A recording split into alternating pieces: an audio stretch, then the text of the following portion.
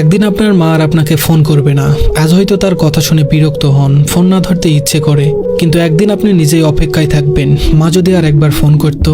একদিন কেউ আর বলবে না, তোর মুখটা কেন শুকনো লাগছে, কিছু খেয়েছিস তো? যে মানুষটি নিজের সবকিছু বিসর্জন দিয়ে আপনার মঙ্গল চেয়েছে, নিঃস্বার্থভাবে ভালোবেসেছে, সে আর থাকবে না।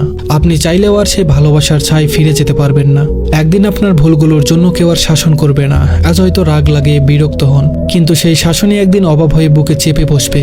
একদিন যে ঘরে ঢুকলেই মা আপনার পছন্দের খাবার নিয়ে হাসি মুখে অপেক্ষা করতেন, সেই ঘরটি শুষণ পড়ে থাকবে। সেখানে খাবার থাকবে, রান্নার গন্ধ থাকবে, কিন্তু যে ভালোবাসা সবকিছুকে প্রাণ দিত, সেটি আর থাকবে না।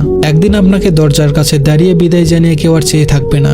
আপনার পায়ের আওয়াজ মিলিয়ে যাওয়া পর্যন্ত অপেক্ষা করবে না। একদিন তার কণ্ঠস্বর চিরতরে থেমে যাবে। একদিন আপনি তাকে ডাকার জন্য চিৎকার করবেন, কিন্তু কোনো জবাব পাবেন না। তার হাতে মাথায় হাত বুলিয়ে দেওয়ার আর কেউ থাকবে না। রাত জেগে আপনার জন্য চিন্তা করার মানুষটি আর থাকবে না, যতই ব্যস্ত থাকুন না কেন। একদিন আপনি সব কাজ ফেলে শুধুই তার স্পর্শের অভাব অনুভব করবেন। তখন কোনো কিছু দিয়েই সেই শূন্যতা পূরণ করা সম্ভব হবে না। সময় খুব নিষ্ঠুর, এটি থেমে থাকে না, কাউকে ফেরত পাওয়ার সুযোগ দেয় না। একদিন শুধু স্মৃতির মধ্যে তাকে খুঁজতে হবে, তার পুরনো গলার স্বর রেকর্ডে শোনার চেষ্টা করতে হবে, পুরনো ছবিগুলো হাতে নিয়ে বোবা কান্না করতে হবে, কিন্তু কিছুই আর ফিরবে না, কেউ আর ফিরে আসবে না।